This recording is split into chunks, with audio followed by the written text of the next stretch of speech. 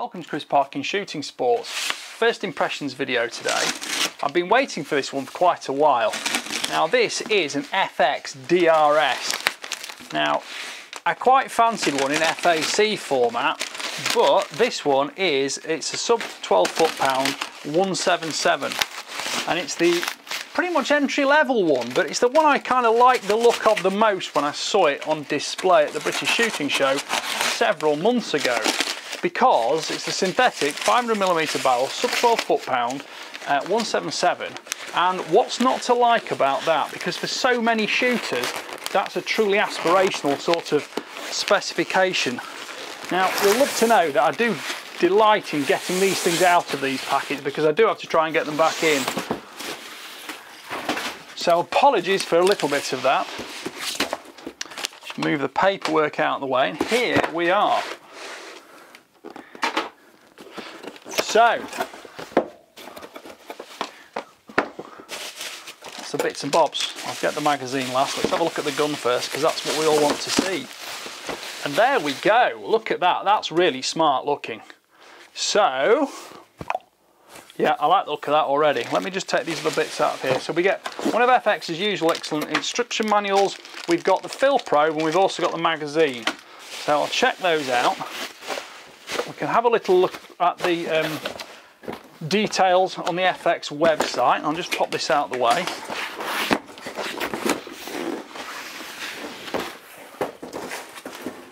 This is the oh, I probably ought to take the gun out of the box first, didn't I?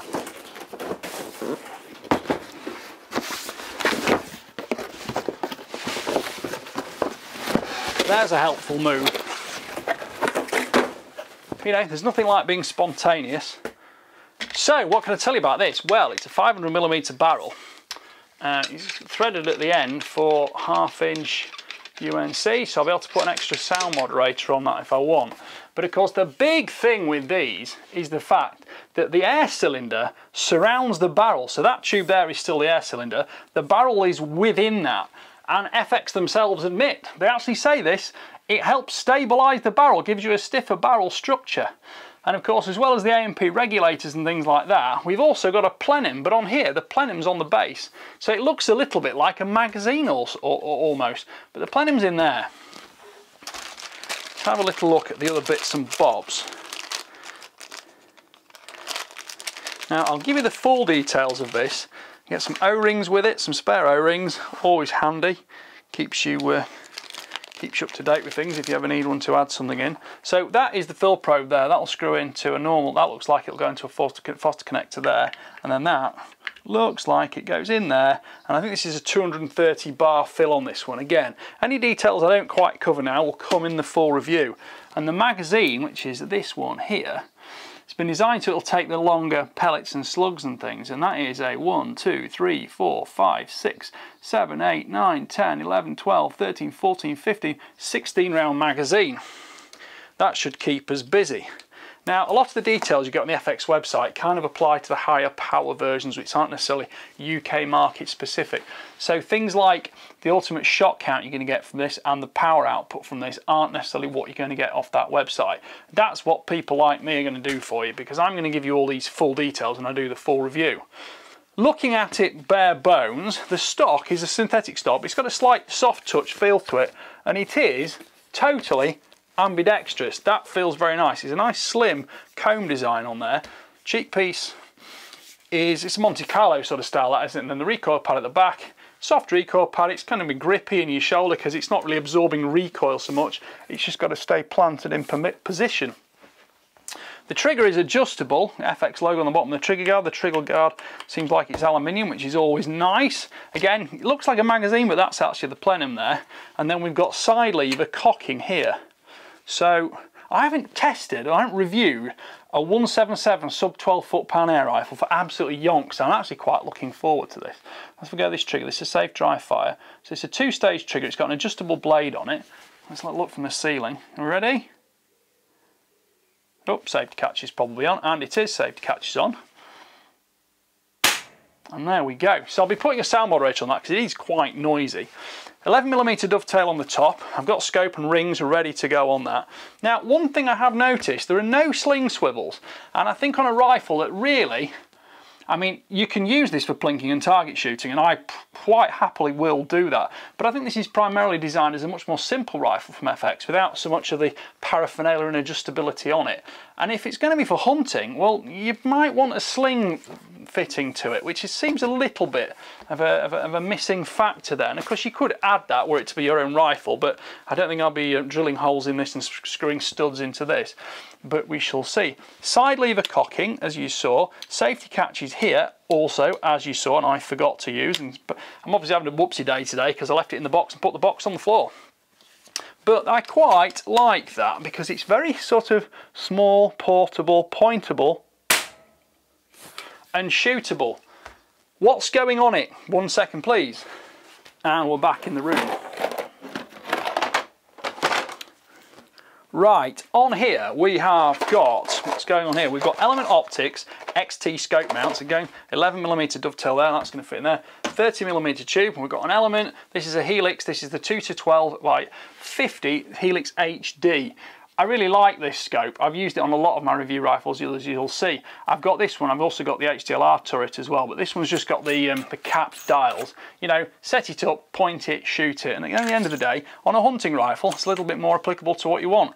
We've got flip-up scope caps on it, we've got a nice throw lever, so it's quick, easy to adjust. So that is going on it. Let's have a little look at some of the details and dimensions. I'm terrified of not dropping that. I'll put that back in there. Right then, so overall length is 36.5 inches, which is 930mm. Length of pull, one of my little bête noirs there, we've got 30.5 inches, which is 343mm. Next measurement is, we've got trigger weight. So let's have a look at the trigger weight and see what this comes out at. It seems quite light, it certainly seems very crisp, very happy with that already. Just set this up, zero that, put it in grams first, safe dry fire again, off it goes. Wow, let me just have another go at that because I think I might have been a little bit vigorous with that one. The slower you pull these things, the more accurate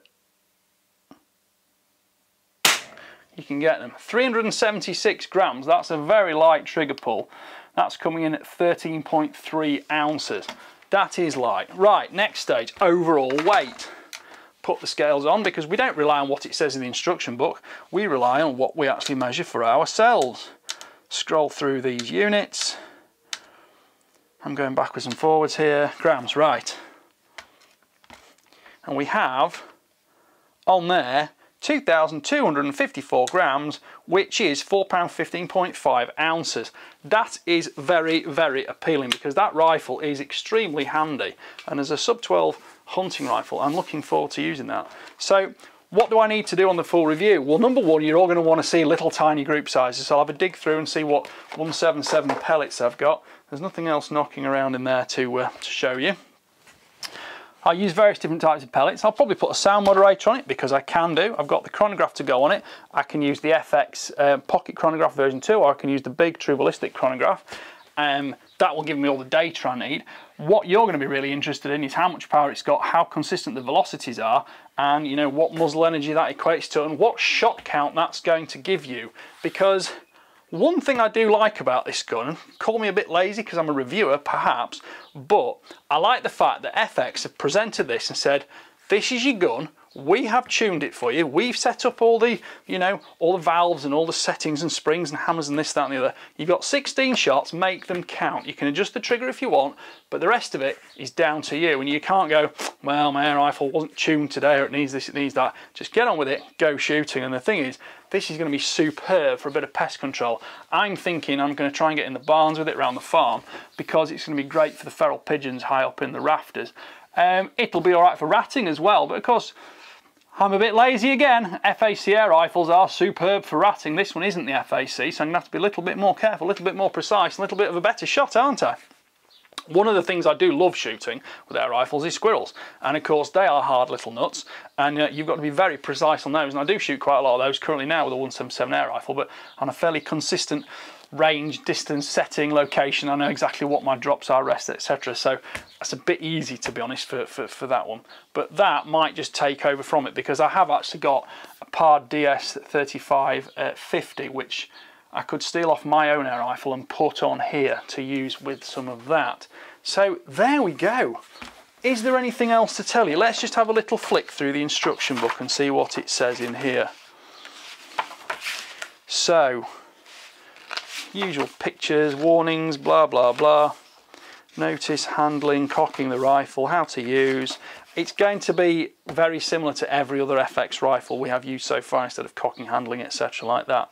The magazines are spring loaded, so don't double load the magazine or double load the rifle, because otherwise you'll get up and it won't push the pellets out.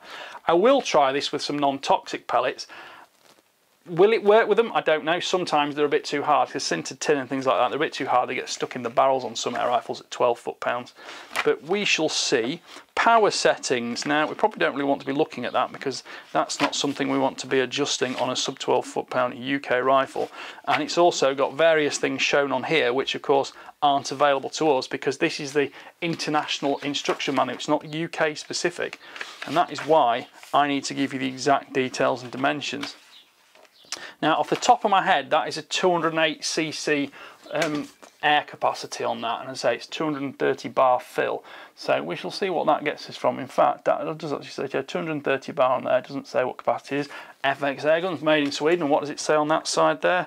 Made in Sweden, FX patent pending, serial numbers, etc. Right, there we go. Okay. Tell me in the comments if there's anything you specifically want me to do with this rifle. If you get them to me quickly, you're more likely to get them actually attended to, because I will be out shooting this rifle possibly this evening, possibly tomorrow morning. It's Tuesday today, Wednesday tomorrow. The weather is absolutely, utterly awful. It's raining everywhere, but with it being a sub 12 air rifle, I can probably stay in the barns, and I've got some big barns that aren't full of hay at the moment and straw, so got a little bit of room to move in those. I'll get it set up this afternoon, maybe do that on video and put that on this for you. Got the rings, got the scope. I'll go out, get it zeroed, shoot some groups and see what it does. Right then. Thank you for watching. Please like, subscribe, comment, click the notification bell, and keep track of my regular uploads, because the more you take part in the channel, the more you can get from me. And I am going to be starting doing my my question and answer sessions again, because trying to do them live is just so inconsistent, because you get so many technical problems with it. YouTube keeps shutting you down for trying to do live things. If you've got a gun anywhere near you, on screen or picture, anything like that, they get really, even if it's just a thumbnail photo. So I'm going to just sit down, I'm going to get my iPad, I'm going to read and answer questions, and I'm going to just do it to regular camera, edit it together and put it out on video for you on my channel. So there we go. Right, thank you for watching. Bye for now.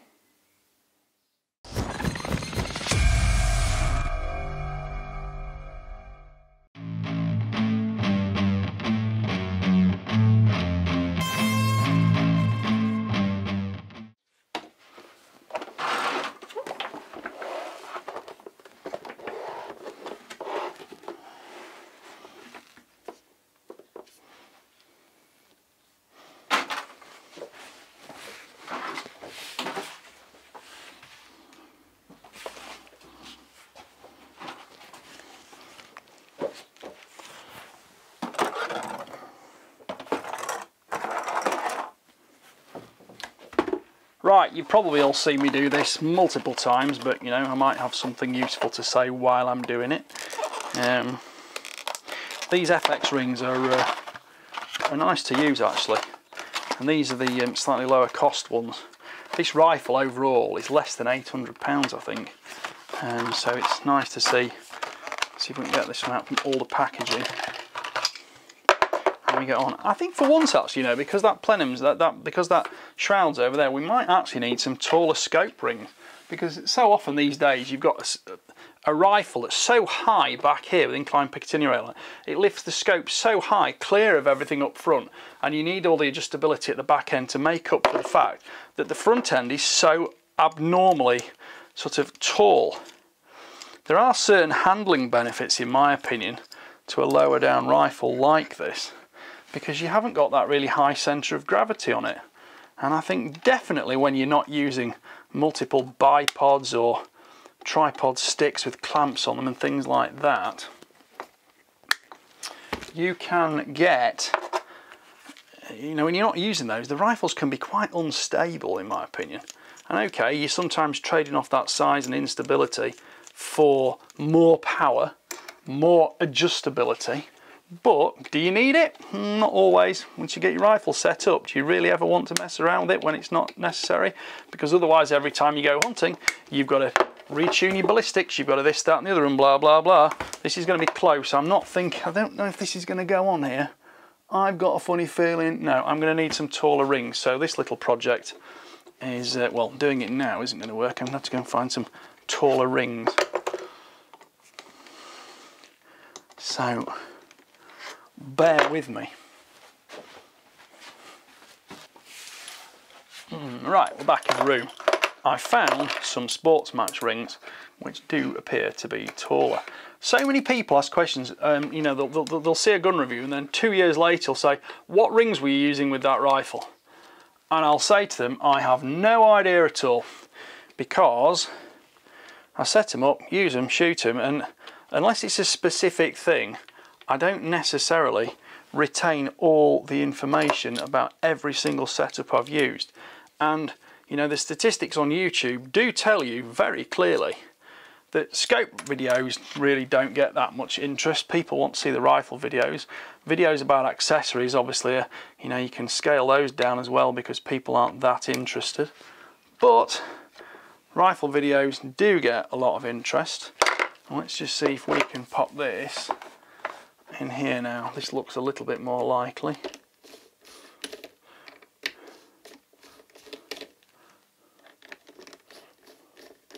Talk amongst yourselves.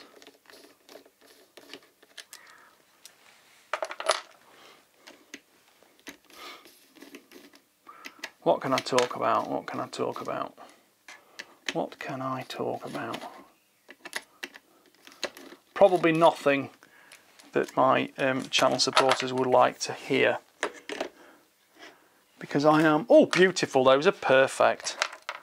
I've got about 4mm between the objective body and the barrel shroud, and about 2mm between the polymer flip-up lens cap. So that is about perfect. So I'll just put these down a little bit loose.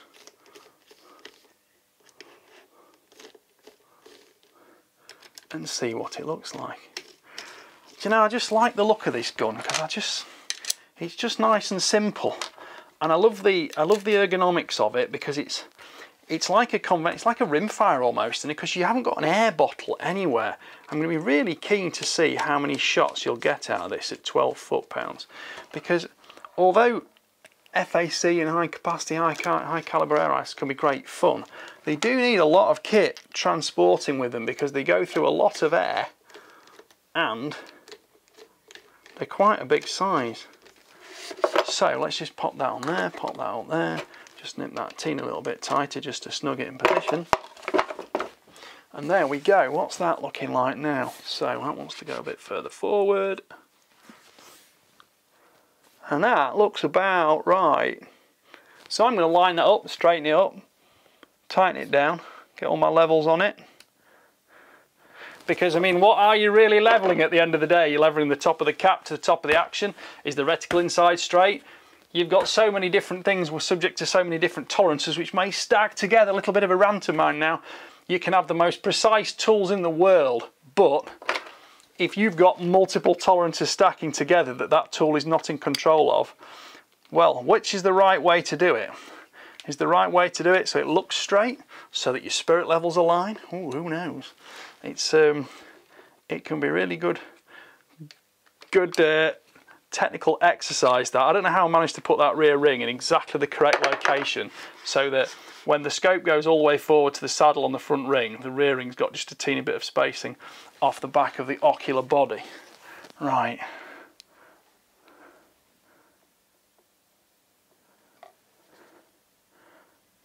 I'm a bit of a cheat, because I tend to align the 6 o'clock stadia on the reticle with the centre of the rear of the action. And you know what? I've said it so many times. Nobody ever seems to get on one of my rifles and go, oh, this doesn't look right. And looking right and dialing correctly is technically slightly different, but even so. So many times you pick up a rifle and it just looks really wonky. Mine don't tend to do that, so whatever I'm doing is obviously satisfying some people. Just going at these diagonals.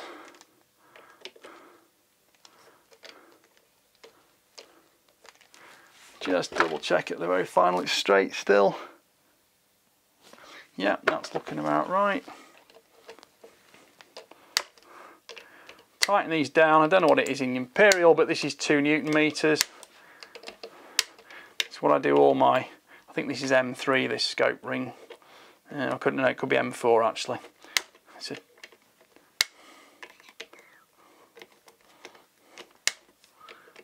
you get to look at my armpit under here. And there we go, that's it, it's done, set up. So I'll take it shooting if I need a bit of a tweak, and might need a bit of a tweak, but I'm really looking forward to using that. So stick with the video channel and the full review will be coming, start again. So stick with the video channel and the full review will be coming soon, probably within a week to 10 days. Thanks for watching, bye for now.